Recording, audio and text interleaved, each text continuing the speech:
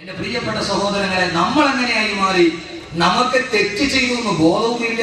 ഇനി അഥവാ തെറ്റ് ചെയ്തു എന്ന് ഒരാൾ പറഞ്ഞാൽ തന്നെ അത് തെറ്റാണെന്ന് നമുക്കൊന്ന് തോന്നുന്നുമില്ല. ഏറ്റവും ഒരു അപകടം ഇത്.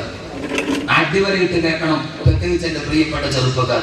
തെറ്റ് ചെയ്തു, ആ തെറ്റ് ചെയ്തു എന്നുള്ളത് ബോധമില്ല. ഇനി ആരെങ്കിലും ബോധ്യപ്പെടുത്തി തന്നാലോ അതിന് തെറ്റാണെന്ന് അങ്ങനെ പറയാറുമില്ല. ഇപ്പൊ ഏറ്റവും ഒരു അവസ്ഥ എന്താണെന്നറിയോ? ദുനിയാവില് ഏറ്റവും പ്രധാനപ്പെട്ട ഒരു അവസ്ഥ എന്താണെന്നറിയോ? ചെയ്യുന്നത് തെറ്റാണ് എന്നൊരു ബോധം ഇല്ലാതെ. പണ്ട്,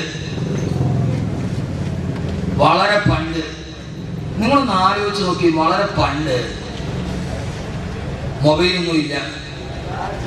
ആകെ ഒരു അന്യ പെണ്ണിനെ എങ്ങാനും ഒന്ന് നോക്കിയാൽ അതൊരു പാപമാണ്. ഇപ്പൊ വിളിച്ചിട്ട് അടിക്കും ഇല്ലേ? എന്താ പറയാ? മൊബൈലില്ല, സാങ്കേതിക വിദ്യ. ചിന്തിച്ചോ? ഒരായത്ത് പറയാൻ വേണ്ടി ഒന്ന് ചിന്തിച്ചു നോക്ക്. മൊബൈലില്ല, ഫേസ്ബുക്ക് ഇല്ല, ചാറ്റിംഗ് ഇല്ല, ഒരു സാധ്യതയില്ല. ആകെ ഒരു പെണ്ണിനോടുള്ള ഇഷ്ടം പറയാനുള്ള ആകെ മാർഗം അവൾ സ്കൂൾ വിട്ട് വരുന്ന വഴിയിൽ തലേ ദിവസം രാത്രി ആരും അറിയാതെ, ഉപ്പയും വാപ്പയും ഉമ്മയും അറിയാതെ, ഹൃദയത്തിന്റെ ചിതറിത്തെറിച്ച വികാരങ്ങൾ കൈ എഴുതിയത് മാതിരി പേടിച്ച് വിറച്ച് വീട്ടിൽ നൽകാൻ പറ്റുന്ന വാപ്പ അറിയും. ആടിന് വളർത്തുന്ന ആട്ടുംകുട്ടി പോയിരുന്ന് ആട്ടുംകുട്ടിലിരുന്നിട്ട് ആരും അറിയാതെ വെള്ളപ്പേപ്പർ എഴുതിയ പ്രണയലേഖനം രാവിലെ വരുന്ന കുട്ടിയെ കാത്തു നിന്ന് തെങ്ങിന്റെ മറവിൽ നിന്നോ അവൾ വരുന്ന സമയത്ത് പയ്യേറിയും അപ്പുറത്തെ മരത്തിന്റെ ചവിട്ടിൽ പോയി നമ്മൾ എടുക്കുന്നുണ്ടോ നോക്കും. ഇതാണ് പണ്ടത്തെ ഒരവസ്ഥ അല്ലേ? എല്ലാം മുത്തഖീങ്ങൾ അവർക്ക് അങ്ങനെ വിഷയമാണ്. യഥാർത്ഥത്തിൽ ഇങ്ങോട്ട് നോക്ക്, ഞാൻ തമാശ പറയാം. ഇങ്ങോട്ട് നോക്ക്. അറിഞ്ഞാൽ അന്ന് വാപ്പ തെങ്ങിയെ കെട്ടിയിട്ടിട്ട് മകനെ അടിച്ചിരിക്കും. ഉറപ്പാ ഇല്ലേ? ഇല്ലേ? അങ്ങനെ അടി കൊണ്ട് എത്ര ആളുകളുടെ കിടക്കുന്ന കൈവക്കി അവരിട്ടിട്ടുണ്ട്. സാലിമസിനെ നല്ല അടി കൊടുത്തിട്ടുണ്ട്.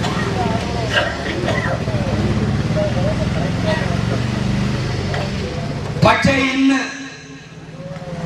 ഇന്ന് പ്ലസ് 1-നോ പ്ലസ് 2-നോ പഠിക്കുന്ന പെൺകുട്ടിയോ ആൺകുട്ടിയോ അവളുടെ കൂട്ടുകാരനുമായി വീട്ടിലേക്ക് വന്നാൽ ഒരു വാപ്പയോ ഉമ്മയോ അത് ചോദ്യം ചെയ്യാത്ത അവസ്ഥയിലേക്ക് നമ്മുടെ സാമൂഹിക ക്രമം മാറി. കാരണം അതവന്റെ ഫ്രണ്ട് മാറി. തെറ്റല്ല, അതാണ് ഏറ്റവും വലിയ.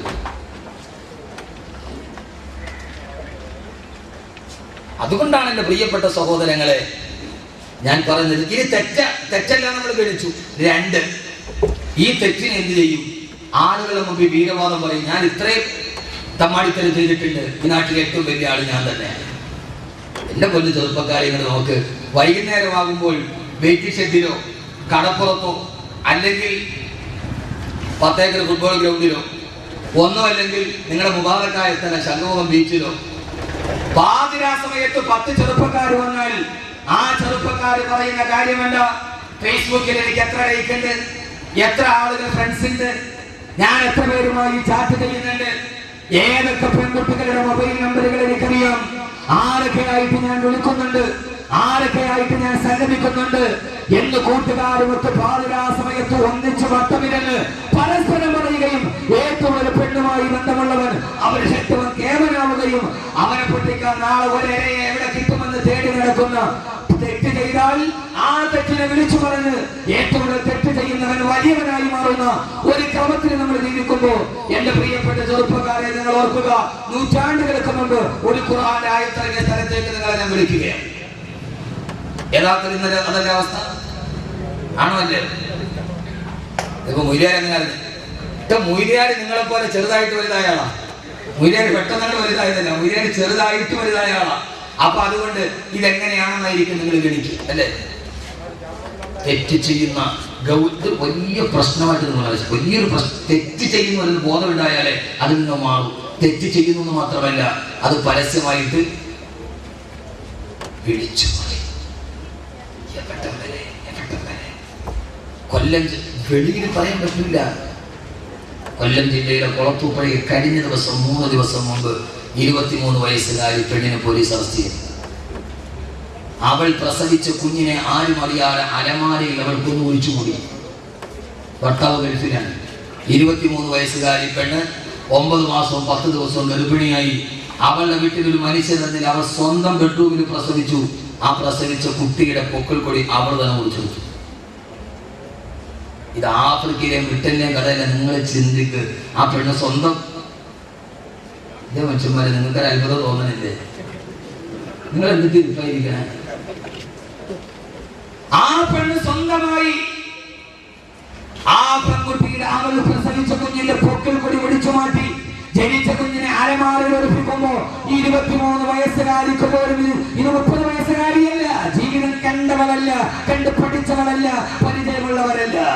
ഈ സ്ത്രീലങ്ങളും അനാചാരങ്ങളും അന്ധവിശ്വാസങ്ങളും ആവാസങ്ങളും അനാവശ്യങ്ങളും ലോകത്ത് പെരുകുമ്പോ എന്റെ പ്രിയപ്പെട്ട സഹോദരങ്ങളെ, ഈ ദുനിയാവാണ് വലുതെന്ന് കരുതി, ഈ ദുനിയാവാണ് വലുതെന്ന് കരുതി തമ്മാടിത്തരങ്ങൾ ചെയ്തെന്ന് മാത്രമല്ല, ആ തമ്മാടിത്തരങ്ങൾ ലോകത്തിന് മുമ്പിൽ വിളിച്ചു പറഞ്ഞിട്ട് നെഞ്ചത്തടിച്ചിട്ട് ഉസ്താദേ ദുനിയാവിനെ പ്രേമിച്ചിട്ട് ആഗ്രഹത്തെ ഒറ്റപ്പെട്ടാലും കുഴപ്പമില്ല, ആഗ്രഹത്തെ പ്രേമിക്കാൻ തയ്യാറല്ല, ഈ നിഴലിനെ പ്രേമിച്ചിട്ട് ആഗ്രഹത്തിൽ കഷ്ടപ്പെടാൻ നിങ്ങൾ തയ്യാറാണെന്ന് പറഞ്ഞ് നെഞ്ചു വിരിച്ചു നിൽക്കുന്ന എന്നെ ശ്രമിക്കുന്ന എന്റെ പ്രിയപ്പെട്ട ചെറുപ്പക്കാരാ, പോലെ നെഞ്ചു വിരിച്ചുകൊണ്ട് ഞാൻ ചെയ്യുന്ന തെമ്മാടിത്തരമാണ് വലുതെന്ന് പറഞ്ഞ് ആലിമീങ്ങൾ പറഞ്ഞാൽ അവർക്കെതിരെ വിരൽ ചൂണ്ടി ആർഭാടത്തോടെ പറഞ്ഞു നിന്ന ആളുകളുടെ മുമ്പിലാണ് അല്ലാഹുവിന്റെ വിശുദ്ധമായ ഖുർആനിന്റെ ഏറ്റവും പേടിപ്പെടുത്തുന്ന ആയത്തിറങ്ങിയത്. വിശുദ്ധമായ ഖുർആനിന്റെ 6666 ആയത്തുകള് ഏറ്റവും പേടിപ്പെടുത്തുന്ന ആയത്ത് ഖുർആനിലെ ഏറ്റവും ആയത്തിറങ്ങിയത്. കഅബാലയത്തിന്റെ ഭർത്താവിനെ ചാരിയിരുന്നിട്ട് തങ്ങൾ ചെയ്യുന്ന തെമ്മാടിത്തരത്തെ വിളിച്ചു പറഞ്ഞിട്ട് നേരെ നോക്കിയിട്ട് എടാ മുഹമ്മദേ, ഞങ്ങളെ ഉപദേശിക്കാൻ നീ ആരടാ, ഞങ്ങൾ ഇനി ചെയ്യുമടാ എന്ന് പറഞ്ഞിട്ട് വാഹിയാണ്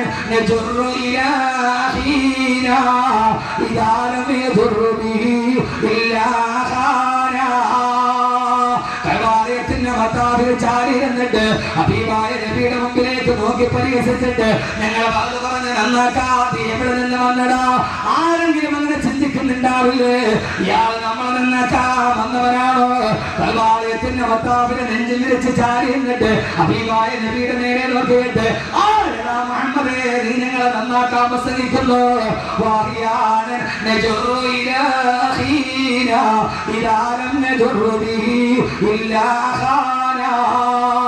ഒരു ചെറുപ്പക്കാരൻ വിളിച്ചു പറഞ്ഞു, ഇന്ന് രാവിലെ മുതൽ ഞാൻ വ്യഭിചരിക്കാൻ വേണ്ടി നടന്നു, ധാരാളം പെണ്ണുങ്ങളുമായി ഞാൻ കിടപ്പുറ പങ്കിട്ടുണ്ട്. ഇന്ന് രാവിലെ വ്യഭിചരിക്കാൻ ഒരു പെണ്ണിനെ തേടി നടന്നിട്ട് ഒരു പെണ്ണിനെ പോലും കിട്ടാതെ വൈകുന്നേരം വീട്ടിലേക്ക് തിരിച്ചു വരുമ്പോ ഒരു ദിവസം വ്യഭിചരിക്കാൻ എനിക്ക് ഉറക്കം വരില്ല. അങ്ങനെ നിരാശയോടെ നടന്നു വരുമ്പോ എന്റെ സഹോദരന്റെ ഭാര്യയെ കണ്ടപ്പോ അവളെ പിടിച്ചുകൊണ്ടുപോയി കിടപ്പുറയിട്ട് ഞാൻ വ്യഭിചരിച്ചെന്ന് കൽവാലയത്തിന്റെ ഭർത്താവിനെ ചാരി നിന്ന് വീരവാദം മുഴക്കിയപ്പോ മറ്റൊരുത്തൻ പറഞ്ഞിരുന്നറിയോ,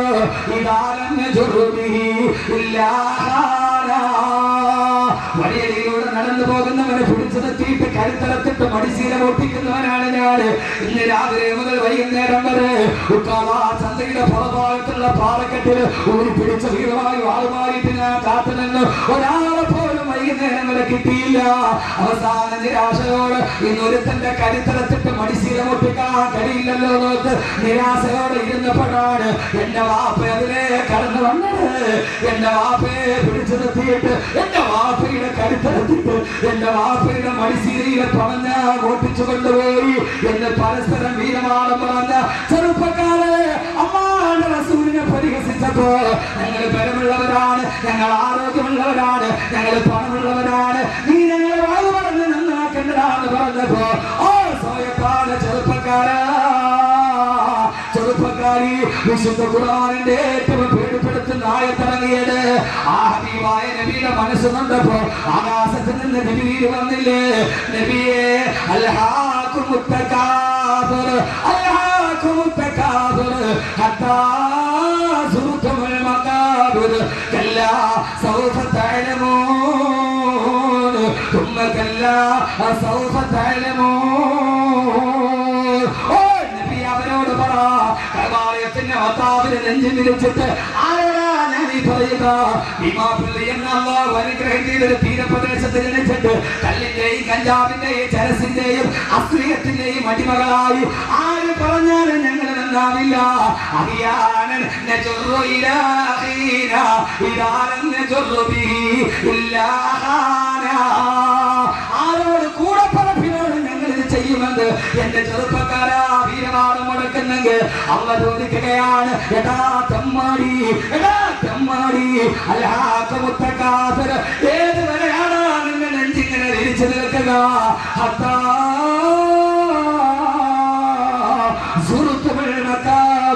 ഈ പള്ളിക്കാട്ടിൽ കൊണ്ടുപോയി നിന്നെ മുഖത്തും മണ്ണ് വാരി ഇടുന്നത് വരെയല്ലേ? അതുവരെ അല്ലാതെ നീ അഹങ്കാരം പറയോ? ഏതുവരെയാ? പള്ളിക്കാട്ടിൽ കൊണ്ടുപോയി നിന്നെ മരത്തിൽ കിടത്തിയിട്ട് നിന്റെ സുന്ദരമായ മുഖത്തേക്ക് മണ്ണ് വാരിയിടുമ്പോ ചേരി ചെന്ന് കിടക്കണ നമ്മുടെ മേലെ വരുന്നത് കല്ലാണ്. ഇലയമ്മേ തണ്ണീരടും ചേർത്ത് മണ്ണടിനാല് മറമാട് കാബർ ബഹുജോറിലേ, മറമാടും കാബർ ബഹുജോറിലേ. നിന്റെ സുന്ദരമായ മുഖം പള്ളിക്കാട്ടിലെ കബർസ്ഥാനിൽ മറന്നു കിടക്കുമ്പോ ഈ കാണുന്ന പാട്ടിൽ കാണുന്ന ഈ മനുഷ്യന്റെ സുന്ദരമായ മുഖത്തേക്ക് അവൻ മറന്നു കിടന്നാൽ അവന്റെ മുഖത്തേക്ക് വീടുന്നത് പുഷ്പങ്ങളല്ല. ഇവൻ മറന്നു കിടന്നാൽ അവന്റെ മുഖത്ത് വീടുന്നത് റീത്തുകളല്ല, കല്ലും മണ്ണുമാണ് നിന്റെ വായിലേക്ക് വന്നടിക്കുന്നത്. തമ്മാടി, ഏതുവരെയാ നീ ഇത് പറയുക? ഹത്താ സുറത്തുൽ മക്കാബിർ, പള്ളിക്കാട്ടിൽ നിന്നെ മലത്തിൽ കിടത്തുന്നത് വരെ അള്ള പറയുകയാണ്, അല്ല നീ വിചാരിച്ചതുപോലെയുള്ള കാര്യങ്ങളുടെ കിടപ്പ് നാളത്തെ സൂര്യോദയം കാണാമെന്ന് നീ വിചാരിക്കണ്ട. പുറകെ നീ നന്നായിട്ട് കാര്യം മനസ്സിലാക്കും, പുറകെ നന്നായിട്ട് നീ കാര്യം മനസ്സിലാക്കും, പുറകെ നീ പിന്നീട് കാര്യം മനസ്സിലാക്കും. എന്റെ മോനെ, ആർക്ക് വേണ്ടി 6 നിരപരാധികളെ രക്തം വീണ് ഭീമാപള്ളിയുടെ തീരപ്രദേശത്ത് പിടഞ്ഞു വീണപ്പോ അവനാണ് കലാപക്കാരനെന്ന് ഇവിടുത്തെ സർവ്വ ആളുകൾ റിപ്പോർട്ട് ചെയ്യപ്പോ ആരവനെ സഹായിക്കാനുണ്ടായിരുന്നത്? ആർക്കാണ് നിനക്കുണ്ടായിരുന്നത്? അള്ള പറഞ്ഞല്ല, നീ വിചാരിക്കുന്നത് പോലെയല്ല ഈ ദുനിയാവിന്റെ പോക്ക്. ഇതിനെ സൃഷ്ടിച്ചത് ഞാനാണ്, ഇതിനെ കൊണ്ടുപോകുന്നതും ഞാനാണ് എന്ന് അല്ലാഹു സുബ്ഹാനഹു വ തആല പറയുമ്പോൾ ഈ ദുനിയാവ് അസലും മഖൂബും ബിത്തൗമി, വിഷം പുരട്ട അമ്പാണ് എന്ന് നബി. വിഷം പുരട്ടിയ തേനാണ്, വിഷം പുരട്ടിയ തേനാണ് ദുനിയാവ്. ഈ വിഷം പുരട്ടിയ തേൻ നാക്കിൽ തൊട്ടിട്ട് നീ രുചിച്ചിട്ട് നടക്കാൻ ഇതിന്റെ ഉള്ളിൽ വിശ്വാസം നിനക്ക് അറിഞ്ഞുകൂടാ. അല്ലാഹു നമ്മളെ കാക്കട്ടെ, അല്ലാഹു നമ്മളെ കാക്കട്ടെ. ഏതുവരെ? പള്ളിക്കാട്ടി മലത്തിൽ കിടന്ന പിന്നെ ബിൽഗേറ്റ്സും ഞാനും ഒരേപോലെ, ബിൽഗേറ്റ്സ് നിങ്ങളും ഒരേപോലെയാ. കാരണം അവന്റെ മുഖത്തേക്ക് വീഴുന്നത് മണ്ണാണ്. അല്ലാഹു നമ്മളെ കാക്കട്ടെ. ഈ ഒരു ബോധം മനസ്സിലുണ്ടാവും, ഈ ഒരു ബോധം അപ്പൊ ചോദിക്കും, സ്ഥലം ദുനിയാവ് വേണ്ടേ? ഇവിടെ ദുനിയാവ് വേണം. വള്ളം സഞ്ചരിക്കണമെങ്കിൽ വെള്ളം വേണം, വേണ്ടേ? ربنا آتنا في الدنيا حسنة وفي الآخرة حسنة وقنا عذاب النار. വെള്ളം ഇങ്ങോട്ട് നോക്കി, വള്ളം സഞ്ചരിക്കണമെങ്കിൽ വെള്ളം വേണം, ആഗ്രഹം വേണമെങ്കിൽ ദുനിയാവ് വേണം. പക്ഷേ വെള്ളം വള്ളത്തിൽ കയറാൻ പാടില്ല. വള്ളം സഞ്ചരിക്കണമെങ്കിൽ വെള്ളം വേണം, പക്ഷെ വെള്ളം വള്ളത്തിൽ കേറിയ അല്ലേ? ഉസ്താദ് ദുനിയാവ് വേണം, വേണ്ടെന്നാലും പറഞ്ഞ ദുനിയാവ് വേണം. പക്ഷേ വെള്ളത്തിന്റെ മീതെ കിടക്കാവൂ, വള്ളത്തിൽ വെള്ളം കയറാൻ പാടില്ല. ദുനിയാവ് നമ്മുടെ അകത്ത് കയറാൻ പാടില്ല, ദുനിയാവ് നമ്മുടെ വെളിയിലേക്കാവും, ദുനിയാവ് നമ്മുടെ ഉള്ളിൽ. എപ്പോ വിടണമെന്ന് വിചാരിച്ച അപ്പൊ വിടും. ഞാൻ ഇവിടെ നിർത്തിയിട്ട് പറയല്ലേ, നാളെ ഈ വാദം നിർത്തിയിട്ട് പ്രസംഗം നിർത്തിയിട്ട് ഒരു തൈക്കാമിന് പോയി സാദാ സീത ഇമാമാകണമെന്ന് തോന്നിയാൽ അതിന് പാകപ്പെട്ട മനസ്സുമായിട്ടാണ് ഞാൻ നിൽക്കുക. നിങ്ങൾ ആരും ഒരാണ്ട് ശങ്കിക്കണ്ട. ചില ആളുകൾ പറയുമ്പോൾ അത് നല്ല സെറ്റപ്പിലല്ലേ ഇപ്പോൾ. ഞാൻ എൻ്റെ കൽബിനെ ഞാൻ പാകപ്പെടുത്തിയിട്ടുണ്ട്. എങ്ങനെ? ഇന്ന് ഈ വാദം നിന്നു, നാളെ രാവിലെ 2000 രൂപ ശമ്പളത്തിന് ഒരു തൈക്കാവിൽ ഇമാമായി നിൽക്കണം, പാകപ്പെടുത്തിയിട്ടാണ് നിൽക്കുക. അള്ളാഹുനാക്കി തരട്ടെ. അല്ല ഇതില്ലെങ്കിൽ പിന്നെ ജീവിക്കാൻ കഴിയില്ല, പിന്നെ ഞാൻ ദുനിയാവ് നഷ്ടപ്പെട്ടു പോയി, എന്റെ ആഹ്റം നഷ്ടപ്പെട്ടു പോയി, അങ്ങനെ ഒരു തോന്നലുണ്ടാവും. ദുനിയാവിന് പോയോ? അള്ളാഹു ഇത് ആരുടെ കയ്യിലും തരും, ഫാസിഖിന്റെ കയ്യിലും തരും, നല്ലവന്റെ കയ്യിലും തരും. തിരിച്ചേത് സമയത്ത് അവൻ എടുക്കും. ആ സമയത്ത് എന്റെ പ്രിയപ്പെട്ട സഹോദരങ്ങളെ അള്ളാഹു നമുക്ക് ആ ചിന്ത നൽകട്ടെ. അള്ളാഹു നമുക്ക് ആ ചിന്ത നൽകട്ടെ. അള്ളാഹു പറഞ്ഞു ലതറവുന്നൽ ജഹീം, അള്ളാഹുവിനെ തന്നെയാണ് സത്യം, നീ നരകത്തെ കാണുക തന്നെ ചെയ്യും. എന്തൊരു വാക്കാണ് ഖുർആൻ മനുഷ്യന്റെ ഹൃദയത്തിലോട്ട് ഇറ്റിച്ചതാണ്. ഈ ഒരൊറ്റ സൂറത്ത് പഠിച്ചാൽ മതി, പിന്നെ ഒരു മനുഷ്യ തമ്മാടിയാവില്ല. അള്ളാഹ് ചോദിക്കാതെ തമ്മാടി, നീ എപ്പോഴും വരെയാണ് നെഞ്ചും പിരിച്ചിട്ട് ഞങ്ങളെ നന്നാക്കാൻ വന്നിരിക്കുന്ന? ഞങ്ങളിത് നിർത്താനാ, ഞങ്ങൾ നിർത്തില്ല. കാരണം എന്റെ പ്രിയപ്പെട്ട സഹോദരങ്ങളെ, ഏതുവരെ അള്ളാഹുവിന്റെ ഖുർആൻ പറഞ്ഞു നിങ്ങൾ നരകത്തെ കണ്ടുമുട്ടുക തന്നെ ചെയ്യുമെന്ന് അള്ളാഹുവിന്റെ വിശുദ്ധ ഖുർആൻ. അള്ളാഹു കത്തിക്കാളുന്ന നരകത്തിൽ നിന്ന് അള്ളാഹു നാം ഏവരെയും മാറ്റി നിർത്തുമാറാകട്ടെ. കത്തിക്കാളുന്ന നരകത്തിൽ നിന്ന് അള്ളാഹു നാം ഏവരെയും കാത്തിരക്ഷിക്കുമാറാകട്ടെ. അതുകൊണ്ട് സഹോദരങ്ങളെ, ദുനിയാവിൽ ജീവിക്കുമ്പോ 4 കാര്യങ്ങൾ ഓർക്കണം. ഒരൊറ്റ ഹദീസ് മാത്രം പറഞ്ഞാൽ അവസാനിപ്പിക്കാം. ഇവിടെ നോക്കിക്കോളൂ, പറയുന്ന കറക്റ്റായിരിക്കും. അള്ളാഹു നാക്കി തരട്ടെ. ഹബീബായ നബി സല്ലല്ലാഹു അലൈഹി വസല്ലമ ഈ നിഴലിനെ കുറിച്ച് പറഞ്ഞ ഒരു ഉപമയുണ്ട്. എന്തോ ഗ്ലാസ് കഴിച്ചു നോക്കിയായിട്ട് ഇപ്പൊ ഒന്നും കൊടുക്കണം. അവിടെ ജീവിച്ചു അവിടെ മതി. ദുനിയാവ് വേണ്ടാന്നൊരു കപ്പ് ചായ ഞാൻ ഒരു വ്യക്തി പാകപ്പെടുത്തിക്കൊണ്ടുവരും. അപ്പൊ നിങ്ങൾ ചായ കുറച്ചായിട്ട് വന്നാലും കൊടുക്കാം ഇൻഷാ അല്ലാഹ്. അവസാനം നമ്മൾ നന്നായിട്ടൊന്ന് ദുആ ചെയ്ത്, ഒത്തിരി നാളായി നമ്മൾ ഒന്നിച്ചിരുന്ന് ദുആ ചെയ്തിട്ട് ഒന്ന് ദുആ ചെയ്ത് ചായ കുടിച്ചിട്ട് നമ്മൾ പോകും. പക്ഷെ അതിനു മുമ്പ് ഒരു 4 കാര്യം നിങ്ങളോട് ഞാൻ പറയുകയാണ്. പക്ഷെ ചെയ്യൂലേ? ഹബീബായ നബി മുഹമ്മദ് മുസ്തഫ സല്ലല്ലാഹു അലൈഹി വസല്ലമ, എന്റെ പൊന്നു സഹോദരിമാരെ, ഈ പോക്കങ്ങൾ അവസാനിപ്പിക്കണം. ഞാൻ നന്നാവാനാണ്. ഞാൻ ഈ മിനിസ്കേർട്ട് വിട്ട് അരയ്ക്ക് റിപ്പോർട്ടില്ലാത്ത വസ്ത്രം ധരിച്ച് ഞാൻ ഇങ്ങനെ നടക്കും. കക്ഷത്തിൽ ഒരു ബാഗ് തോന്നി. മയ്യത്ത് കാണാൻ പോണ പെണ്ണിന്റെ കക്ഷത്തിൽ ഒരു ബാഗ് ഉണ്ടാവും. എന്തിനാണ് അള്ളാഹു? മരിപ്പ് വീട്ടിൽ മയ്യത്ത് കാണാൻ പോവാ പെണ്ണ്, ആ പെണ്ണിന്റെ കക്ഷത്തിൽ ഒരു ബാഗ് തൂക്കിയിട്ടുണ്ടാവും. ആ ബാഗിന്റെ അകത്തോട്ട് ഒന്നും ഉണ്ടാവൂല. താനും ഇതെന്തിനാ തൂക്കിയിരിക്കണമെന്ന് അള്ളാഹു അല്ല.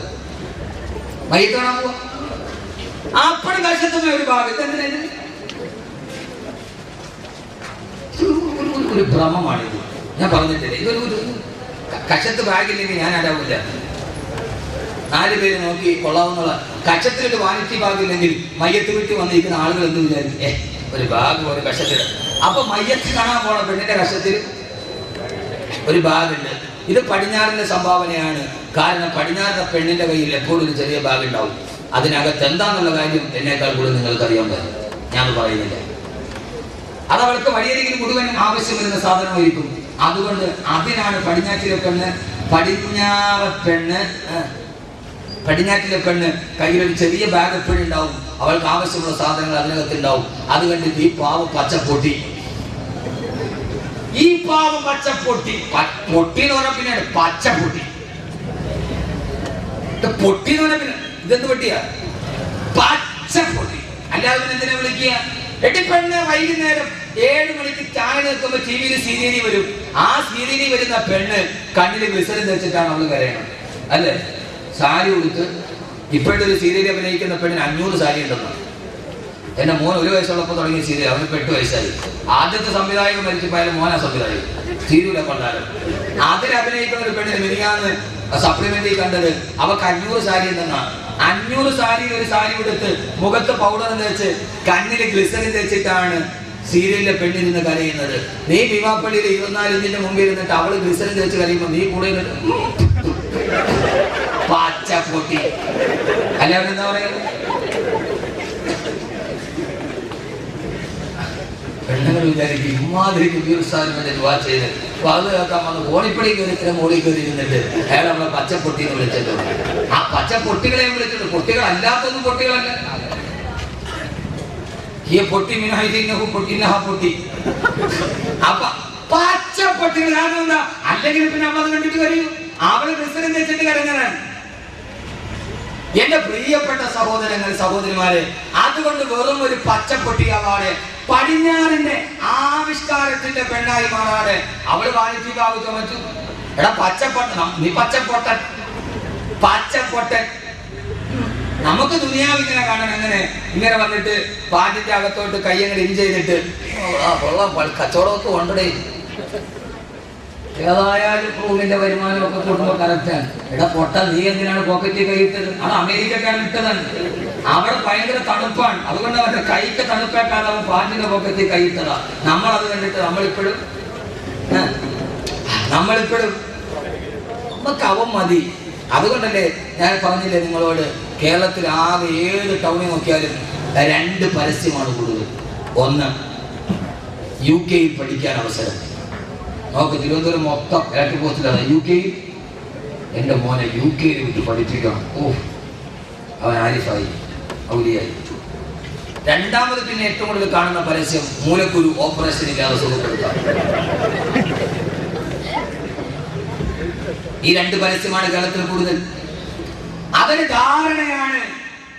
പക്ഷേ അല്ലാഹുവിന്റെ പ്രവാചകൻ നബി മുഹമ്മദ് മുസ്തഫ സല്ലല്ലാഹു അലൈഹി വസല്ലമ ലോകത്തോട് പറഞ്ഞ ഏറ്റവും വലിയ സതുപദേശം ഏതെന്നറിയുമോ? സതുപദേശം പറയാൻ വേണ്ടി മാത്രം വന്ന ഹബീബായ നബി മുഹമ്മദ് മുസ്തഫ ആകർ ഹലീമാ മേരാ ഘർ മേ ഖൈർ വറാ ഗയാ ഹേ യേ ഖേതി കി ഘർ ആകർ ഹലീമാ മേരാ ഘർ മേ ഖൈർ വറാ ഗയാ ഹേ.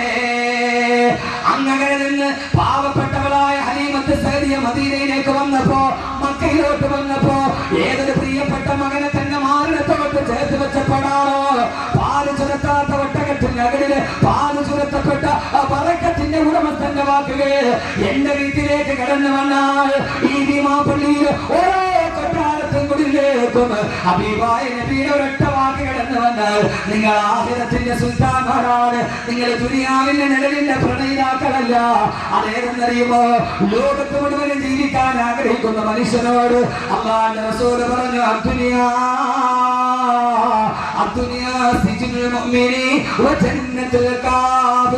അടിവരയിട്ടിട്ട് അഹ്മദ് കബീറിന്റെ വാക്ക് കേൾക്കുമ്പോ അടിവരയിട്ടിവിടെ നിന്ന് മനസ്സിലാക്കിയിട്ട് പോകണം.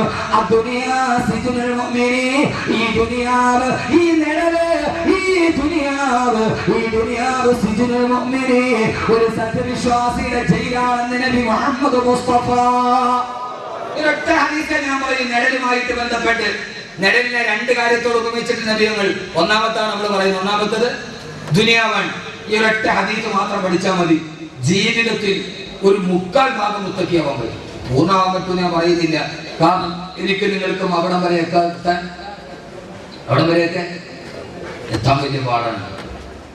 അങ്ങനെയൊക്കെ എത്തണമെങ്കിൽ ഒരു വലിയ ഹിമ്മത്ത് വേണം. അല്ലാഹു അതൊക്കെ തരട്ടെ. ഒരു സഹാബി മദീനത്തൂടി നടന്നുപോയി, ഒരു സുന്ദരിയായ പെണ്ണ് മുമ്പിലൂടെ പോയി. ആ പെണ്ണിനെ അറിയാതെ നോക്കിപ്പോയി. ആര്? സഹാബി. എന്ന് വെച്ചാൽ ആളുകൾ നോക്കാൻ നിൽക്കരുത്. പെട്ടെന്ന് പടച്ചവനെ പേടി വന്നു. ആ പെണ്ണിനെ അറിയാതെ നോക്കി ആഗ്രഹിച്ചു പോയി. പെട്ടെന്ന് പടച്ചവനെ പേടി വന്നു. നേരെ പള്ളിയിലോട്ട് പോയപ്പോ ഖലീഫ അമീറുൽ മുഅ്മിനീൻ ഉസ്മാൻ ഇബ്നു അഫ്ഫാൻ റളിയല്ലാഹു തആല അൻഹു പള്ളിയിലിരിക്കുകയാണ്. പോയിപ്പോ അസ്സലാമു അലൈക്കും യാ അമീറുൽ മുഅ്മിനീൻ. ആ സമയത്ത് സലാം എന്നായിട്ട് മടക്കിയില്ല. എന്റെ അമീറുൽ മുഅ്മിനീൻ സലാം എന്നായിട്ട് മടക്കാത്തതെന്താ? ആഖിറത്തിന്റെ ആളുകളാണെന്ന് പറഞ്ഞു നടക്കുകയാണ്. വ്യഭിചാരത്തിന്റെ അടയാളം നിന്റെ മുഖത്താണെങ്കിൽ വരച്ചു വെച്ചിട്ടുണ്ട്. സലാം മടക്കിയില്ല. പറഞ്ഞു, വളച്ചിലൊക്കെ ആഗ്രഹത്തിന്റെ ആളുകളാണ്, ഭയങ്കര നിസ്കാരവും നോമ്പും ഒക്കെ തന്നെ. പക്ഷെ ആഗ്രഹത്തിൽ മുഖത്ത് പച്ച വ്യഭിചാരത്തിന്റെ അടയാളം വിട്ട് കാണാൻ കഴിയും. സഹാബി ഞെട്ടിപ്പോയി. സംഭവം നടക്കുന്ന റോട്ടില് പറയുന്നത് വെച്ച് ഇതാണ് മഹാമാര് പറയണ. പള്ളിയിൽ പോയപ്പോ വലിയ നിസ്കാരക്കാരനൊക്കെ ആഗ്രഹത്തിൽ വ്യഭിചാരത്തിന്റെ അടയാളം മുഖത്ത് കാണുന്നുണ്ട്. ആ സമയത്ത് ഈ സഹാബി ചോദിച്ചു, സുബ്ഹാനല്ലാഹ്, എന്താ അമീറുൽ മുഅ്മിനീൻ അനസൽ വഹി ബഅദ റസൂലുള്ളാഹിയുടെ വഫാത്തിന് ശേഷം വഹി വരുന്നുണ്ടോ? എങ്ങനെയാ മുന്നിൽ വെച്ചൊരു പെണ്ണിനെ ഞാൻ നോക്കിയ കാര്യം എങ്ങനെയാ നിങ്ങൾ അറിഞ്ഞത്? അമീറുൽ മുഅ്മിനീൻ അനസൽ വഹി ബഅദ റസൂലുള്ളാഹിക്ക് ശേഷം വഹി വരുന്നില്ല, ഞാൻ റോട്ടി വെച്ച് കണ്ട കാര്യം നിങ്ങൾ എങ്ങനെ അറിഞ്ഞു? അപ്പൊ അറിയാതൊരു സഹാബി ഹജ്ജിന് പോയി. ഒരു സുന്ദരിയായ പെണ്ണ് ഹജ്ജിന്റെ മസല ഒരിക്കാൻ നബിയുടെ അടുക്കൽ വന്നു. അടുത്തൊരു സഹാബി നിൽക്കുന്നുണ്ടായിരുന്നു. ആ സഹാബി പെണ്ണിനെ നേരെ നോക്കി. ഹബീബായ റസൂലുള്ള മസ്തല പറഞ്ഞ കൂടെ സഹാബിയുടെ മുഖത്തോട്ട് ഇട്ടു, ഇങ്ങോട്ട് ഇട്ടു. സഹാബിയുടെ മുഖത്തോട്ട് പിടിച്ച് അങ്ങോട്ട് നോക്കി. റസൂലുള്ള പിടിച്ച് ഇങ്ങോട്ട് തിരിച്ചു. നല്ല അവസരവും. അപ്പോ അത്രയുമൊക്കെ നമ്മൾ എത്തണമെങ്കിൽ കണ്ടാലുടനെ ഒരു പച്ച മനുഷ്യനായിട്ട് നമ്മൾ പറയുക, എനിക്ക് നിങ്ങളുടെ മുന്നിൽ വിലായത്തിന്റെ പദവി ഒന്നും വേണ്ട, എനിക്കൊട്ട് മഹാനാവുകയും വേണ്ട, നിൽക്കണ നിൽക്കൊക്കെ അങ്ങോട്ട് പോയാൽ മതി. എന്റെ പ്രിയപ്പെട്ട സഹോദരങ്ങളെ, കണ്ട ഉടനെ പടച്ചവനെ ഇതിന്റെ ആഹൃതത്തിന് തടസ്സമാവില്ലോ നോക്കിട്ട് കണ്ണ് വലിക്കാൻ മാത്രമുള്ള ഈമാൻ എനിക്ക് നിങ്ങൾക്ക് എത്തിയിട്ടില്ല. അള്ളാഹു എത്തിക്കട്ടെ, അള്ളാഹു എത്തിച്ചു തരട്ടെ ഇവിടം വരെ. പക്ഷേ ഈ ഹദീത്ത് മാത്രം ഒന്ന് പഠിച്ചാൽ ഒരു 70% മുഅ്മിനാവാൻ പറ്റും, 100% പറ്റും ഞാൻ പറയും. അള്ളാഹു നമ്മൾ അവിടെ വരെ എത്തിക്കണമെന്നാണ് നമ്മുടെ ആഗ്രഹം. അള്ളാഹുവിനെ എത്തിക്കട്ടെ. നമ്മൾക്ക് വീണ്ടും കഴിയില്ല. കണ്ടാൽ ഉടനെ ഇതെന്റെ സ്വർഗത്തിന് തടസ്സമാണല്ലോ എന്ന് പറഞ്ഞ് കണ്ണ് പിൻവലിക്കണമെങ്കിൽ അവൻ അവിടം വരെ എത്തും. അത് നാവിന്റെ പ്രസംഗം കൊണ്ട് കഴിയില്ല, അത് കൽവിന്റെ വെളിച്ചം കൊണ്ടേ കഴിയൂ. അള്ളാഹു നാവിന്റെ പറച്ചിൽ കൽവിന്റെ വെളിച്ചമാക്കി അള്ളാഹു തരട്ടെ. അദ്ദുനിയാ സിജ്നുൽ മുഅ്മിൻ, ഈ ദുനിയാവ് നമ്മുടെ ജയിലാണ്. അവിശ്വാസിയുടെ വെടിവെച്ചവൻ സ്വർഗത്തിലാണ്, വെടി കൊണ്ടവൻ ദുനിയാവിലെ നരകത്തിലാണ്. മനസ്സിലായില്ല? ഈ ദുനിയാവ് സത്യവിശ്വാസിയുടെ ജയിലാണ്, അവിശ്വാസിയുടെ സ്വർഗമാണ്. അവന് അധികാരികൾ അവന്റെ കൂടെയാണ്, പോലീസ് അവന്റെ കൂടെയാണ്. അവന് എന്നിട്ട് വംശമായ അവന് സ്വർഗം. നമുക്കിപ്പോഴും നരകമാണ്, നമുക്കിതെപ്പോഴും ജയിലാണ്. നമ്മൾ ജയിൽവാസിയാണ്. അള്ളാഹുവിനെ ആക്കട്ടെ. ആമീൻ പറയും മനുഷ്യന്മാരെ, അള്ളാഹുവിനെ ആക്കട്ടെ. ഇത് ദുനിയാവിൽ ഈ നിഴലിൽ നമ്മളാരാ? തടവില്ല, ജയിൽവാസിയാ. ജയിൽവാസിക്ക് 4 ഗുണങ്ങൾ ഉണ്ടാവും. എത്ര ഗുണം? ജയിൽവാസിക്ക് 4 ഗുണങ്ങളുണ്ട്. ഒരു തടവ് പുള്ളിയുടെ 4 ഗുണം സഹോദരിമാരെ, സഹോദരങ്ങളെ, നിങ്ങൾക്കും എനിക്കും ഉണ്ടായാൽ നമ്മൾ രക്ഷപ്പെടും. പറയട്ടെ. നിഴലിന്റെ പ്രണയം അവസാനിപ്പിക്കട്ടെ. നിഴലിനെ പ്രണയിക്കുന്നെങ്കിൽ ആ നിഴലിനെ പ്രണയിക്കുന്നവർക്ക് 4 അടിസ്ഥാന യോഗ്യത ഉണ്ടാവും. പ്രണയമുണ്ട്, എനിക്ക് ആ പെണ്ണിനെ ഇഷ്ടം, കെട്ടിച്ചേരാൻ പറയും, പെണ്ണിന്റെ വാപ്പാന്ന് പറയും, പോയി സ്വന്തമായിട്ട് ജോലി ഉണ്ടാക്കിയിട്ട് വരാൻ പറയും. അപ്പൊ നിഴലിനെ സ്നേഹിക്കുന്നെങ്കിൽ ആ നിഴലിനെ പ്രണയിക്കുന്നവർക്ക് ഇത്ര ഗുണം ഉണ്ടാവണം. 4. നീ ഇവിടുത്തെ ജയിൽവാസിയാണ്. പൂരപ്പുര സെൻട്രൽ ജയിലിലെ തടവ് പുള്ളിയുടെ ഗുണം എന്താ? ചപ്പാത്തി ഉണ്ടാക്കലല്ല, അത് മെഡിക്കൽ കോളേജിൽ കൊണ്ടുപോയി വിൽക്കലല്ല.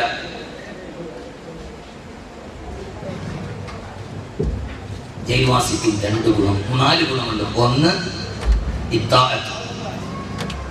അതുകൊണ്ടാണ് ഞങ്ങൾ ജയിൽവാസിയോട് നമ്മെ ഉപമിച്ചത്, ദുനിയാവിൽ താമസിക്കുന്നവരോട്. 1 ഇത്താഅത്ത്, വഴിപ്പെടുക. ജയിൽവാസി എത്ര വലിയവനാണെങ്കിലും, ഇനി സാക്ഷാൽ സ്വർണം കടത്തിയ വയസ്സാണെങ്കിലും, ജയിലിൽ പോയാൽ ജയിൽ വാർഡനെ അനുസരിച്ചേ പറ്റൂ. ജയിൽവാസിയുടെ ഏറ്റവും പ്രധാനപ്പെട്ട ഗുണം അനുസരിക്കുക. സമയത്ത് പ്ലേറ്റ് മുട്ടും വന്ന് കഴിക്കുക, കുന്താലി എടുത്തു കൊടുത്താൽ വെട്ടുക. അതിപ്പോ കാലിത്തീറ്റയിൽ പോയ ലാലുവായിട്ട് കാര്യമില്ല. ലാലു പ്രസാദിന്റെ ഇനി ജോലി 18 വർഷം മുമ്പ് പ്രോസിക്യൂട്ട് ചെയ്ത ആൾ, 18 വർഷം മുമ്പ് ശിക്ഷ വിധിക്കാൻ പ്രോസിക്യൂട്ട് ചെയ്യപ്പെട്ട ആളാണ് ലാലു പ്രസാദ് യാദവ്. 18 വർഷം മുമ്പ് പ്രോസിക്യൂട്ട് ചെയ്തിട്ടും അയാളെ ശിക്ഷിച്ചത് ഇപ്പോഴാണ്. മസൂദ് അല്ലെ, എംപിയുടെ പേരെന്താ?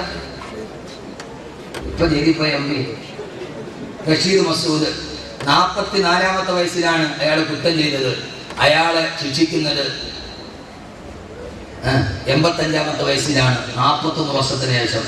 അയാൾ ചെയ്ത തെറ്റിന്റെ ശിക്ഷ അനുഭവിക്കണമെങ്കിൽ അയാളുടെ യൗവനത്തിലാണ് അയാൾ ജയിലിൽ കിടക്കേണ്ടത്. ഇനി എല്ലാ ചോരനീരും വെച്ചിട്ട് 41 വർഷം ഇനിയല്ല ചെയ്യേണ്ടത്. ഇതാണ് ദുനിയാവിന്റെ കോടതിയുടെ പരിമിതി. ലാലു പ്രസാദ് ഭാര്യ മുഖ്യമന്ത്രിയായിരിക്കുമ്പോൾ ലാലു പ്രസാദ് ജയിലിൽ കിടക്കണം, അതാണ് നീതി. ഇത് ദുനിയാവിന്റെ കോടതി ഇങ്ങനെയൊക്കെ തന്നെ. പക്ഷേ ഈ ലാലുവാണെങ്കിലും ഈ താഴ്ത്തു വേണം. ജയിൽവാസിയുടെ ഒന്നാമത്തെ ഗുണമെന്താ? ജയിൽവാസിയെ പോലെ ആകണ സഹോദരങ്ങളെ, സഹോദരിമാരെ, ഇത്താഴത്ത് വഴിപ്പെടണം. ഈ ദുനിയാവിൽ ജീവിക്കുമ്പോ വഴിപ്പെടണം. ആരെയാ വഴിപ്പെടേണ്ടത്?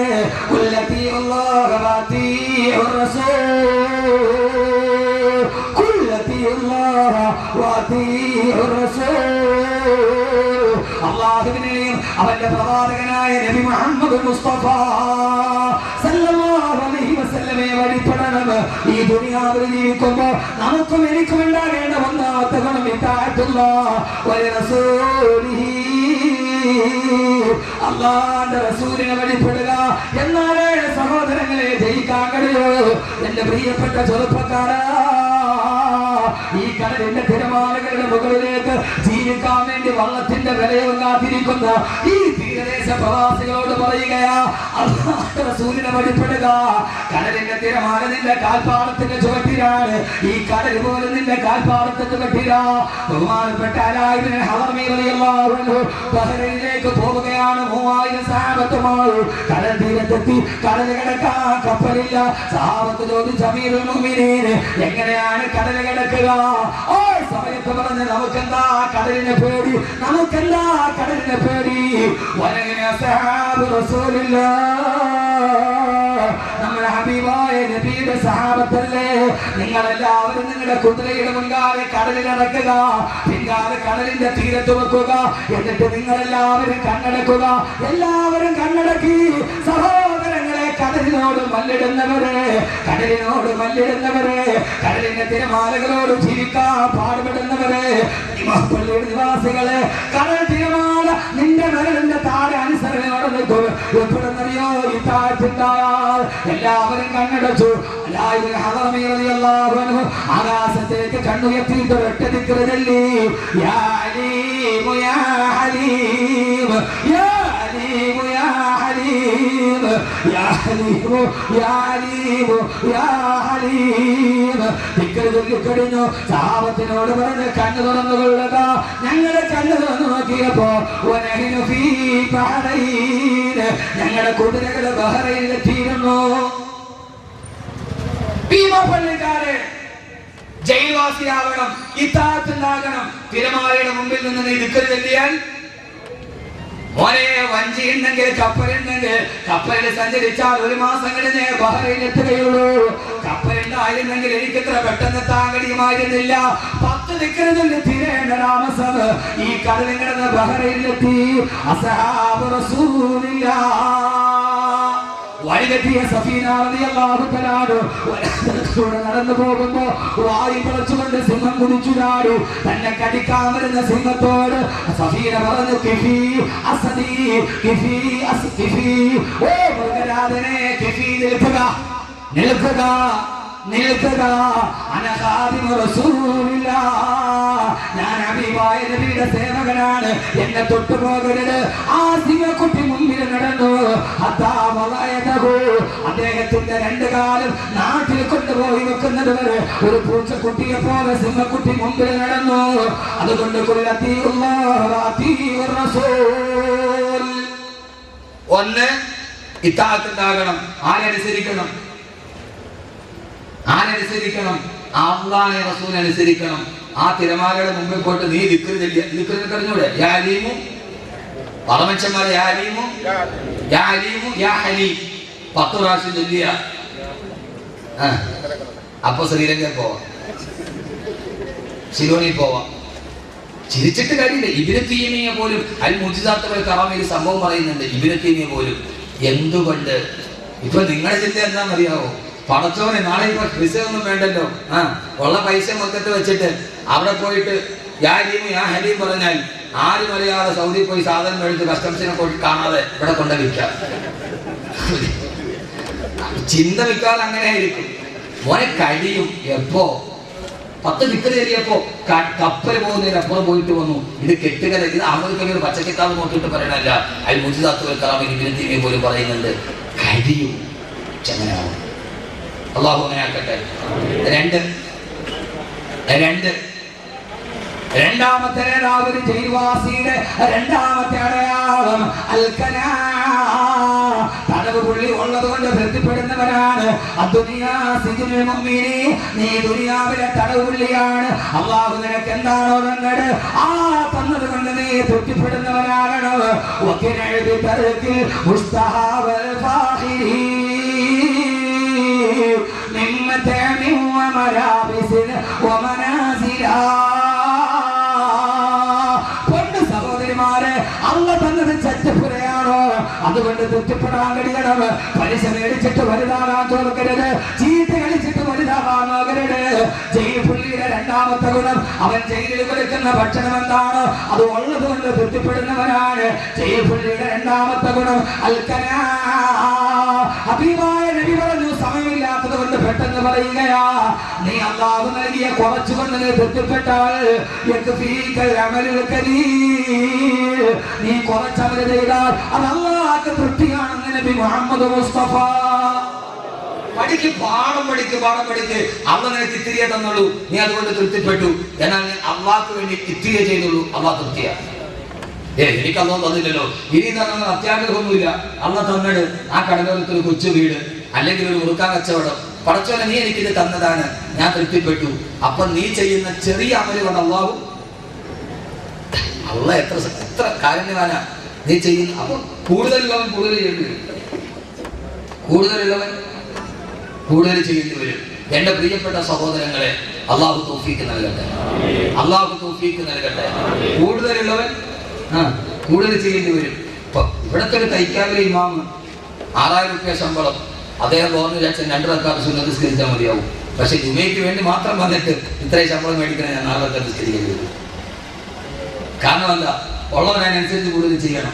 കുറച്ച് ജൈവാസിയുടെ രണ്ടാമത്തെ പഠിച്ചോ, രണ്ടാമത്തെ അടയാളം ഉള്ളത് കൊണ്ട് തൃപ്തിപ്പെടും. അള്ളാഹു തന്നത് എന്താണ് അതുകൊണ്ട് തൃപ്തിപ്പെടും. അള്ളാഹു നൽകട്ടെ, അള്ളാഹു നൽകട്ടെ, അള്ളാഹു നൽകട്ടെ. എന്റെ പ്രിയപ്പെട്ട സഹോദരങ്ങളെ, ഈ ഉള്ളവർക്കാണ് പിന്നെയും കാണുന്നൊരാഗ്രഹം.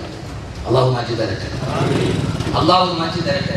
എന്നാൽ ഉള്ളവരെല്ലാവരും അങ്ങനെയല്ല. ഇന്ന് കേരളത്തിലെ, ഇന്ത്യയിലെ ഏറ്റവും വലിയ പ്രമുഖനായ പണക്കാരനാണ് M.A. യൂസുഫ് അലി. അള്ളാഹു ആരോഗ്യത്തിന് പൈസ നൽകട്ടെ. അദ്ദേഹവുമായി അടുത്ത ആളുകൾ ചില ഗുണങ്ങൾ അദ്ദേഹത്തിനോട് പറഞ്ഞു. എനിക്ക് അദ്ദേഹത്തിന് പണം കണ്ടിട്ടല്ല, അടുത്ത ആളുകൾ എന്നോട് പറഞ്ഞു, ഉസ്താദേ അദ്ദേഹത്തിന് കുറച്ച് ഗുണമുണ്ട്. എവിടെയാണോ ബാങ്ക് വിളിക്കുക അവിടെ നിസ്കരിച്ചിരിക്കും. ബാങ്ക് വിളിച്ചാൽ പിന്നെ യാത്ര ചെയ്യും. അദ്ദേഹത്തിന് അടുക്കൽ ഒരു ഫംഗ്ഷന് പോയാൽ ഞാൻ വളരെ ഇഷ്ടപ്പെട്ട ഒരു ഗുണമാണ്. അദ്ദേഹം പറയും, അസറിന് ശേഷം വരാം, മഗ്രിബിന് ശേഷം വരാം, അല്ലെങ്കിൽ സുബൈക്ക് ശേഷം ആക്കിക്കും. നമ്മൾ പറയും, ഒരു മോലാലിയുടെ അടുക്കൽ പോയിട്ട് ഒരു ഉൾക്കാരണം വരുമോ, ആഫ്റ്റർ 4 o'clock,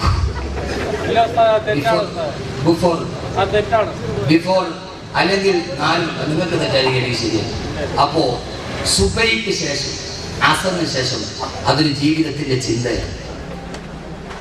ഞാൻ പറയും അസറിന് ശേഷം, പലപ്പോഴും ഞാൻ പറയും 9:30 ശേഷം, മഗ്രിബിന് ശേഷം, അസറിന് ശേഷം, അതൊരു ജീവിതത്തിൽ ഉണ്ടാകുന്ന ഒരു പ്രതിഫലത്തിൻ്റെത്. അങ്ങനെ ജീവിതത്തിൽ നമ്മൾ സൂക്ഷിക്കുന്ന ചില മൂല്യങ്ങൾ, അത് എവിടെ എത്തിയാലും നമ്മൾ വിട്ടുവീഴ്ച ചെയ്യാതിരിക്കും. അതുകൊണ്ടാണ് പോപ്പ് ഗായകൻ മുസ്ലിമായി പ്ലെയിനിൽ കയറിയപ്പോൾ പറഞ്ഞു, താടി വടിക്കണം. അദ്ദേഹം പറഞ്ഞു, ഇല്ല, ഞാൻ താടി വടിക്കില്ല, നിങ്ങളോടൊത്ത് ചെയ്യാൻ ഞാൻ എൻ്റെ സുന്നത്തിനെ വടിക്കില്ല എന്ന് പറഞ്ഞു യൂസുഫ് അലി ഇസ്ലാം. അതൊക്കെ കാത്തു സൂക്ഷിക്കുന്ന മൂല്യങ്ങൾ. അള്ളാഹുവിനാക്കി തരട്ടെ, അള്ളാഹുവിനാക്കി തരട്ടെ. ഉള്ളത് കൊണ്ട് തൃപ്തിപ്പെടുക. 3 ആദരവായ പ്രവാചകൻ നബി മുഹമ്മദ് മുസ്തഫ സല്ലല്ലാഹു അലൈഹി വസല്ലം പറഞ്ഞ 3ാമത്തെ ഗുണം തവക്കുലാക്കുക. ജയിൽവാസി എല്ലാ തവക്കുലാണ്. രാവിലെയും വൈകുന്നേരവും ജയിലിൽ പ്രഭാതമായാൽ ആ സമയത്തിന്റെ ഭക്ഷണം എനിക്ക് കൃത്യമായിട്ട് വരുമെന്ന് അറിയാം. അങ്ങനെ തവക്കുലാകുന്ന ആൾക്കാണ്. അതുകൊണ്ട് എല്ലാ പടച്ചറപ്പിലും തവക്കുലാക്കുക, എല്ലാ പടച്ചറപ്പിലും തവക്കുലാക്കുക. സ്വന്തം 2 മക്കളെ നഷ്ടപ്പെട്ടു പോയപ്പോ യാക്കൂബ് നബി അലൈഹിസ്സലാത്തു വസ്സലാം സ്വന്തം കൺമണികളായ മക്കളെ നഷ്ടപ്പെട്ടു പോയപ്പോ യാക്കൂബ് നബി പറഞ്ഞത് എന്തെന്നറിയോ? ഇന്നമാ അശ്കൂ ബത്തി വഹുസ്നി ഇലല്ലാഹ്, ഇന്നമാ അശ്കൂ ബത്തി വഹുസ്നി ഇലല്ലാഹ്. എന്റെ എല്ലാ ദുഃഖങ്ങളും എന്റെ പറച്ചറപ്പിന്റെ മുമ്പിൽ ഞാൻ ഏൽപ്പിക്കുകയാണ്.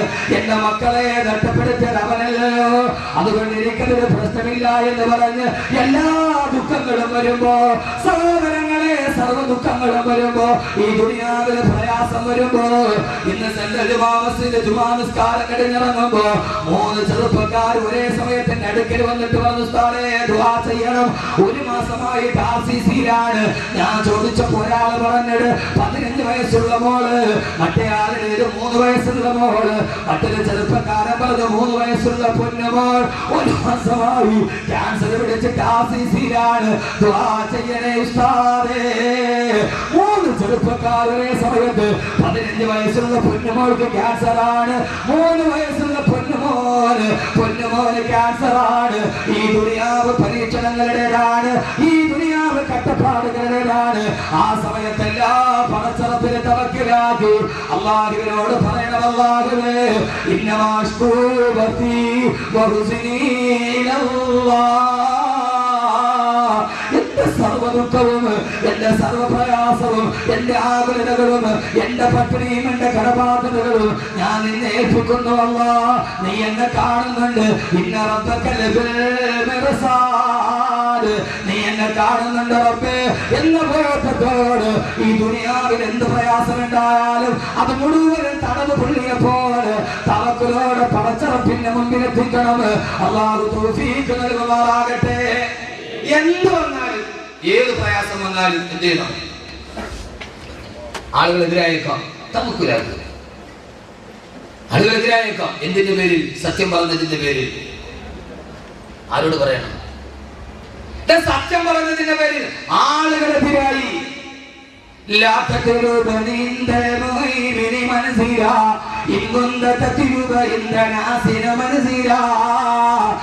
കേൾക്കാൻ വരുന്നവരുടെ മുമ്പ്, നിന്നെ കാണാൻ വരുന്നവരുടെ മുമ്പ്, നിന്നെ സ്നേഹിക്കുന്നവരുടെ മുമ്പ് അവരവരുടെ തൊട്ടിക്ക് വേണ്ടി നീ എന്തെങ്കിലും ചെയ്താൽ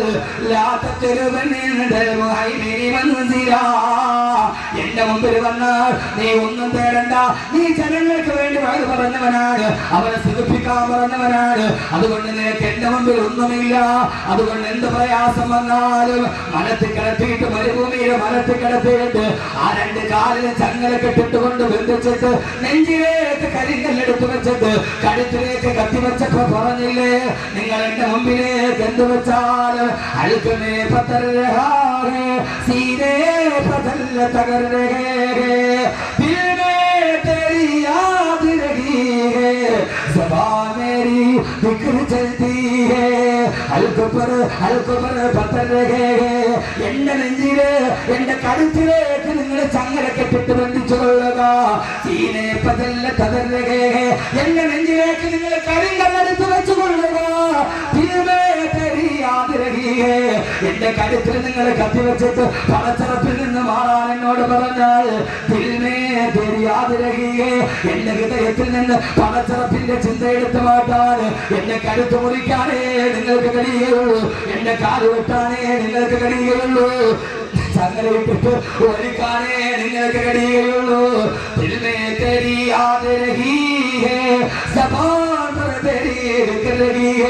എന്റെ ഹൃദയത്തിന്റെ ഉള്ളിൽ നിന്ന് എന്റെ റബ്ബിനെ മാറ്റിക്കളയാൻ, എന്റെ നാവിൽ നിന്ന് അല്ലാഹുവിനെ ദിക്റിനെ മാറ്റാൻ നിങ്ങൾക്ക് ഇടയില്ലെന്ന് മലനികളെന്ന് തുമയത്തുവിനെ ജനത്തിനോട് പറഞ്ഞില്ലേ? കടുത്തവനായ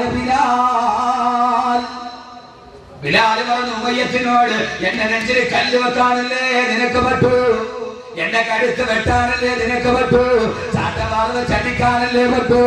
എന്റെ ഹൃദയത്തിലിരിക്കുന്ന എന്റെ നെഞ്ചിന്റെ മുകളിലെ കല്ലിരിക്കുകയുള്ളൂ.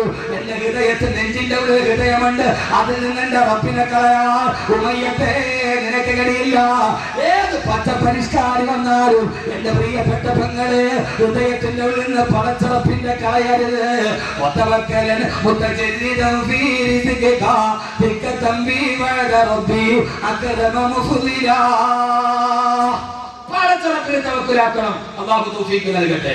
എന്റെ പ്രിയപ്പെട്ട സംഘാടകരായ ചെറുപ്പക്കാരോട് എല്ലാം അല്ലാഹുവിൽ തവക്കുലാക്കണം. 4ാമത്തെ ഗുണം നിർത്തുക. ഇത് മനസ്സിലുണ്ടാവണം.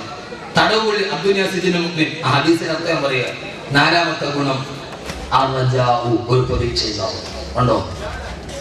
ജയിലിൽ കിടക്കുന്ന തടവ് പുള്ളിക്ക് ഒരു പ്രതീക്ഷയുണ്ട്, എന്നെങ്കിലും ഒരിക്കൽ ഈ അടിയുടെ കൂടി തുറക്കും, ഞാൻ മോചിതനാവും, ഞാൻ മോചിതനാവും. എന്നെങ്കിലും തടവ് പുള്ളിയുടെ ഗുണം, നാലാമത്തെ ഗുണം പ്രതീക്ഷയാണ്. റജാ എന്താണ്? എന്നെങ്കിലും എന്റെ ശിക്ഷയുടെ കാലാവധി അവസാനിക്കും, ജയിലിന്റെ കവാടം തുറക്കും, ഞാൻ എന്നെങ്കിലും വെളിയിലാവും. നമുക്കും ഒരു റജാവുണ്ട്. എന്താ? നമ്മുടെ ജയിലിന്റെ കവാടവും, നമ്മുടെ ഈ ദുനിയാവെന്ന ജയിലിന്റെ കവാടവും തുറക്കും. തുറന്നു കഴിഞ്ഞാൽ നെഞ്ചിൻ കൂടിന്റെ ഉള്ളിൽ നിന്ന് ആത്മാവ് പുറത്തു വരും. യാ അയ്യത്തുഹൻ നഫ്സുൽ മുത്മഇന്ന ഇർജി ഇലാ റബ്ബികി റാദിയതൻ മർദിയാ ഫദ്ഖുലി ഫീ ഇബാദി വദ്ഖുലി ജന്നതി. കൂടിന്റെ ഉള്ളിൽ നിന്ന് എന്റെ ആത്മാവ് വെളിയിലേക്ക് വരും. എന്റെ ശരീരം കൊണ്ടുപോയി 6 അടി മണ്ണിൽ കൊണ്ടുപോയി വെക്കും. പിരികല്ല് മുകളിൽ വെച്ചു തൊട്ട് ഓടിയിട്ട് മണ്ണ് വീട്ട് സ്ഥലവും വീട്ട് എല്ലാവരും പിടിമണ്ണ് മാറിയിട്ടിട്ട് എല്ലാവരും എന്റെ നാട്ടിൽ നിന്ന് പോകും.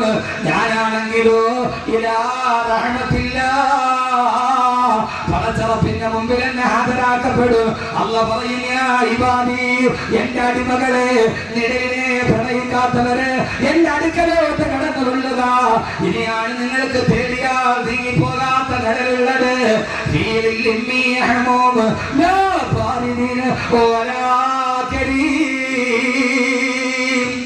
അല്ലാഹു നമ്മൾ അവിടെ എത്തിക്കട്ടെ. നമ്മൾ ഇവിടെ നിന്ന് പോകും, 6 മണിയിൽ കിടക്കും. അവിടെ നിന്ന് എഴുന്നേറ്റ് ആരും നിന്നെ രക്ഷിക്കുകയില്ല. രക്ഷിക്കുമെന്ന് കരുതിയിട്ട് നിലവിളക്ക് കത്തിച്ച് ആ നിലവിളക്കിൽ തന്നെ രക്ഷിക്കാൻ സഹസ്രനാമം ചൊല്ലി അവസാനം 1000 നാമം ചൊല്ലിയിട്ട് 1000 നാമം ചൊല്ലുന്നതിന്റെ അന്ന് ആ നിലവിളക്ക് പിടിച്ച വെളിച്ചെണ്ണയിൽ നിന്ന് തീ പിടിച്ചിട്ടാണ് സിനിമാ നടി സുകുമാരി മരിച്ചുപോയത്. സഹോദരങ്ങളെ, കേൾക്കേണ്ടത് ആ സമയത്ത് നിലവിളക്കിന്റെ വെളിച്ചമല്ല, കാതിൽ വന്ന് പറയണം, യാ അയ്യത്തുഹൻ നഫ്സുൽ മുത്മഇന്ന, നന്നായിട്ട് ജീവിച്ച മനുഷ്യ, ആഖിറത്തെ പ്രേമിച്ചവനെ, വാ എന്റെ മുമ്പിലേക്ക് വാ. ഇനി നിനക്ക് നീങ്ങിപ്പോകാത്ത നിഴലുണ്ട്. നീങ്ങിപ്പോകാത്ത നിഴൽ അതെവിടെയാണ്? നിർത്തൻ. നീങ്ങിപ്പോകുന്ന നിഴൽ. ഹബീബായ നബി പറഞ്ഞു, ഞാനും ദുനിയാവും നല്ല വെയിലുള്ള സമയത്ത് വന്ന് മരത്തിന്റെ തണലിൽ നിന്ന് ഇതസ്തഫാഇല്ലു, ആ മരത്തിന്റെ തണൽ മാറിപ്പോയാൽ എഴുന്നേറ്റ് പോകുന്ന യാത്രക്കാരനെ പോലെയാ.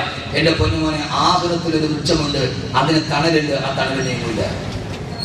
നാളെ സ്വർഗത്തിലൊരു വൃക്ഷമുണ്ട്, ആ വൃക്ഷത്തിന്റെ പേര് തൂബ എന്നാണ്. അതിന്റെ ഇല വെള്ളി കൊണ്ടുണ്ടാക്കിയതാണ്. അതിന്റെ കായ്കനികൾ സ്വന്തമാണ്. അതിന്റെ വടി ദൂരം ഒരറ്റത്ത് നിന്ന് 500 വർഷം കുതിരപ്പുറത്ത് സഞ്ചരിച്ചാൽ അതിന്റെ മറ്റേ അറ്റത്തിൽ നിന്ന് നബി മുഹമ്മദ് മുസ്തഫ. ആഖിറത്തിലൊരു മരമുണ്ട്, അതിന്റെ പേര് തൂബ എന്നാണ്. അതിന്റെ ഇല വെള്ളിയാണ്, അതിന്റെ കായ്കനികൾ സ്വർണ്ണമാണ്. അതിന്റെ തണലിലേക്ക് സഞ്ചരിക്കാൻ ഒരറ്റത്ത് നിന്ന് 500 വർഷം കുതിരപ്പുറത്ത് സഞ്ചരിച്ചാലും മറ്റേ അറ്റത്തെത്തുകയില്ല. അള്ളാഹുവിന്റെ ചുവട്ടിൽ നമ്മളെ ഇരുത്തട്ടെ. അള്ളാഹുവിന്റെ ചുവട്ടിൽ നമ്മളെ ഇരുത്തട്ടെ. അള്ളാഹുവിന്റെ ചുവട്ടിൽ നമ്മളെ ഇരുത്തട്ടെ. ഒരു നല്ല പ്രണയിക്കാൻ പറ്റിയൊരു പെണ്ണിനെ കൂടെ ഞാൻ പറഞ്ഞുതരാം. എന്റെ പൊന്നു സഹോദരങ്ങളെ, അതിന്റെ ആഖിറത്തിലെ സർവ്വവൃക്ഷങ്ങളും പൊക്കം കുറഞ്ഞില്ല. സ്വർഗത്തിലെ വൃക്ഷത്തിന് പൊക്കമില്ല. കാരണം എന്താ? നടന്നു പോകുന്ന വഴിക്ക് പഴം പഠിക്കാൻ പാകത്തിലാണ് സ്വർഗത്തിലെ വൃക്ഷങ്ങൾ എന്ന് നബി മുഹമ്മദ് ഇരുന്നുകൊണ്ട്, സ്വർണ്ണക്കട്ടിൽ ഇരുന്നുകൊണ്ട് പഴം പറിക്കാം. അതുകൊണ്ട് പൊക്കമില്ല, അതുകൊണ്ട് തണല് കൂടുതലായിരിക്കും.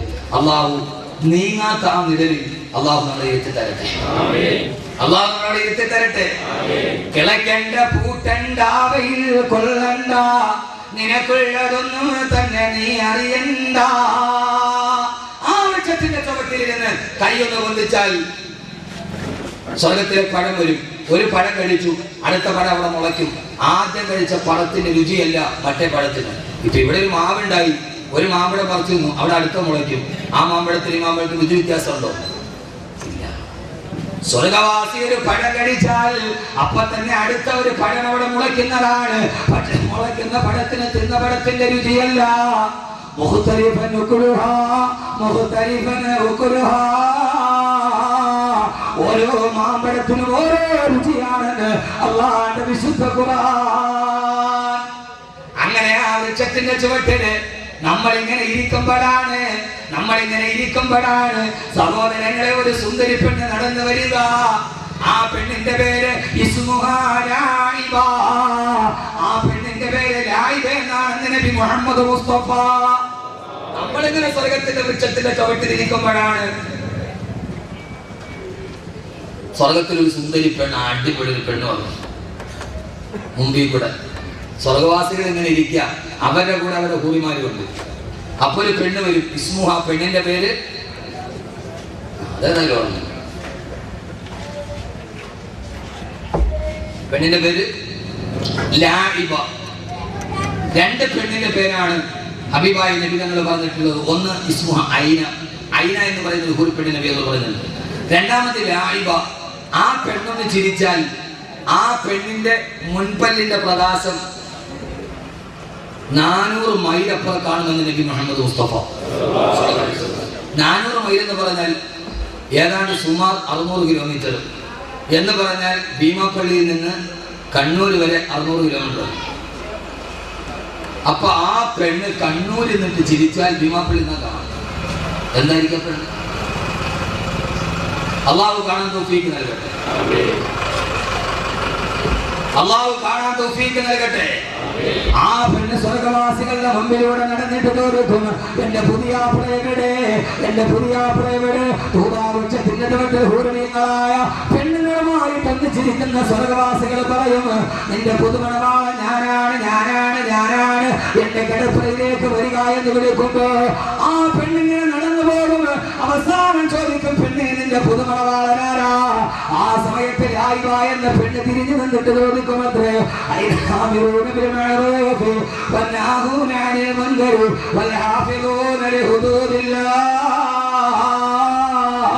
സഹോദരങ്ങളെ, നന്മയ്ക്ക് വേണ്ടി കൽപ്പിച്ചവരുടെ പിന്നെ തടുത്തവരുടെ അള്ളാന്റെ വിധിവിലക്കുകൾ അനുസരിച്ചു ഈ ഭൂമിയിൽ ജീവിച്ചവരുടെ ഞാൻ നിങ്ങളോട് വസിയത്ത് ചെയ്യുകയാണ്. അള്ളാഹുവിന്റെ വിധിവിലക്കുകൾ അംഗീകരിച്ച് ജീവിക്കണം. പടച്ചറപ്പിന്റെ ഇത് നിഴലാണ്. ഈ നിഴലിപ്പ് നീങ്ങിപ്പോയാലും ആ സമയത്ത് പടച്ചറപ്പിന്റെ വിധിവിലക്ക് അംഗീകരിച്ച് ജീവിക്കണം.